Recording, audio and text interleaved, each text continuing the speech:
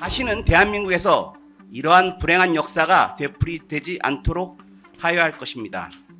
피고인에게 징역 15년을 선고하여 주시기 바랍니다.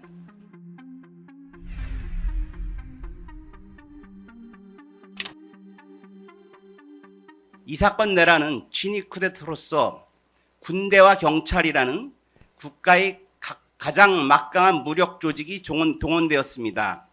피고인은 경찰청과 소방청을 지휘 감독하여 국민의 생명, 신체, 안전을 책임지는 행정안전부 장관인 자로서 대통령의 친위 쿠데타에 가담하여 경찰이 동원되어 국회를 봉쇄할 것을 알았고 그러한 이행 상황을 보고받아 확인하였고 이를 묵인하였습니다. 나아가 국민들이 위급한 재난 상황에서 의지하여 오던 소방 공무원들에게조차 국민들의 생명과 안전에 위협이 되는 단전단수를 지시하였습니다. 군과 경찰을 동원하지 못하는 친위 쿠데타는 성공할 가능성이 없습니다. 한편 비상계엄을 통한 일시적인 권력 장악에 성공하더라도 국민과 여론의 지지와 헌법 개정 없이는 그렇게 잡은 독재 권력을 장기간 유지할 수 없습니다. 윤석열 정부는 행안부 내에 경찰국을 신설하여 행안부 장관의 경찰에 대한 장악력을 강화하였습니다. 장관님께서 현재 기억하시는 당시 허석권 총장과 이제 통화 연결이 됐을 때부터 끊을 때까지 장관님께서 기억하시는 전체 대화는 어떤 것입니까?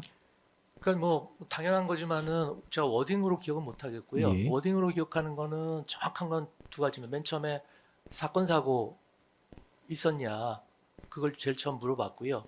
그 다음이 이제 그 언론사에 대한 단전단서에 대해서 지시받은 게 있느냐 요거는 아주 정확합니다. 그렇게 물어봤고 그 다음에 아까 말씀을 드렸습니다만 제가 대통령님 책상에서 본 문건 자체에 대해서 굉장히 의아하게 생각을 했고 또 걱정도 되고 그렇게 있었기 때문에 이런 내용인데 당신 진짜 몰라? 이런 취지로 물어본 겁니다. 그래서 24시로 되어 있던데 언론사 이런 언론사들이 들어가 있던데 이렇게 얘기하니까 이 양반 반응이 정말 모르는 것 같더라고요. 네. 그래서 그 이후로는 아까 말씀드린 바같이 일반적인 긴급 상황에서 장관이 이제 그 직원들이나 산하청한테 하는 이야기들을 한 겁니다. 그러니까 비상계엄이 발령이 됐기 때문에 예상하지 못한 각종 사건 사고가 발생할 수 있다. 이럴 때 좌우지간 우리가 이태원 사고도 있었지만 국민의 생명과 안전을 최우선시 하셔야 되고 그 과정에서 경찰과의 긴밀한 협조가 필요하면은 언제든지 바로 연락해서 차질 없이 잘 대응해 주셨으면 좋겠다. 이렇게 얘기한 것으로 제가 기억을 합니다. 검사님 혹시 추가로 확인하실 부분 있으신가요? 한 가지만 네. 질문드리겠습니다. 그러니까 변호인께서 질문하신 29-3항 아마 질문 관련해서 말씀하셨던 것 같은데 비상계엄이 내란이라는 것이 창의적으로 생각했다라고 말씀하셨어요. 지금도 그렇게 생각하시는 겁니까?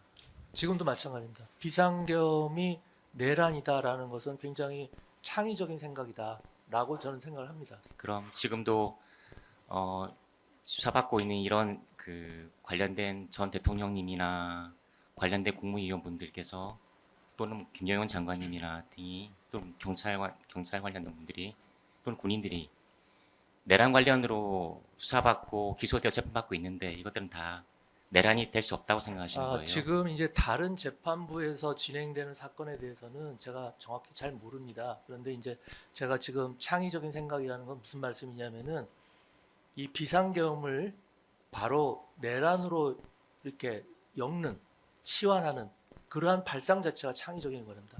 거기에 따른 구체적인 무슨 사건이 그러니까 비상계엄은 비상계엄이고 내란은 내란인 것이지 비상계엄과 내란을 연결짓는 것 자체가 창의적이라는 얘기고 내란은 내란의 그건 형법상의 범죄 행위고 비상계엄은 헌법에 규정된 대통령의 어떤 긴급권 중에 하나고 이건 하나의 형법에 규정된 범죄지 않습니까? 네, 근데 알겠습니다. 이거를 동일시시키는 것, 동일시한다는 예, 것이 알겠습니다. 창의적인 생각이에요. 그런 예, 취지입니다. 알겠습니다.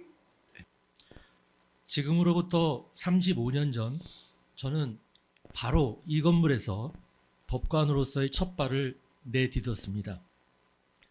평생을 법관으로 봉직할 것을 다짐했고 그랬기에 제가 핸드폰을 처음 개통하면서도 제 전화번호의 뒷자리를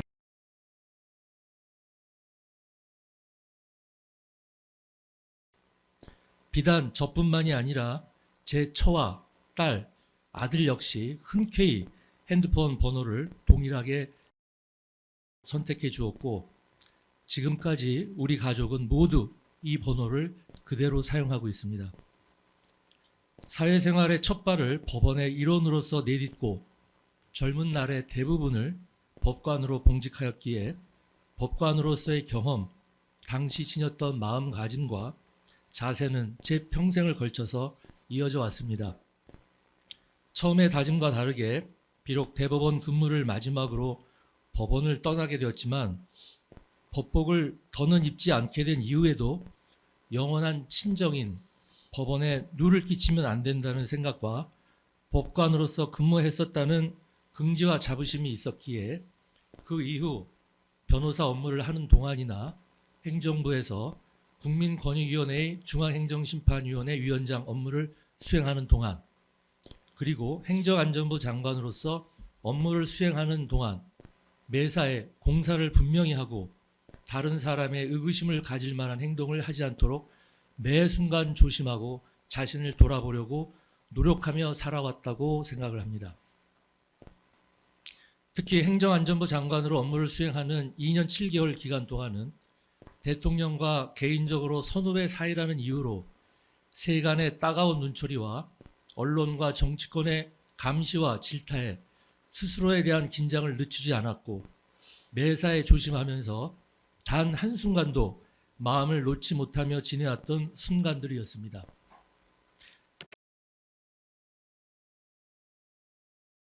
변호인들은 한 분 한 분 저와 각별한 인연을 맺고 있는 분들입니다. 대학 시절 함께 사법시험을 준비했던 가장 아끼고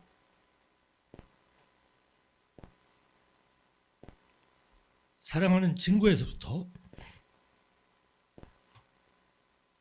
같은 아파트에 거주하며 형 동생으로 지내온 친형님 같은 분, 함께 법원 생활을 해왔던 후배이자 동료, 행정안전부 장관 시절부터 혼신의 힘을 다해서 저를 도와주었던 보좌관, 저의 사법연수원 교수 시절부터 저를 믿고 따라주었던 제자, 같은 법률사무소의 동료에 이르기까지 제가 이번 어려움에 처했을 때 흔쾌히 제 변론에 나서준 분들입니다.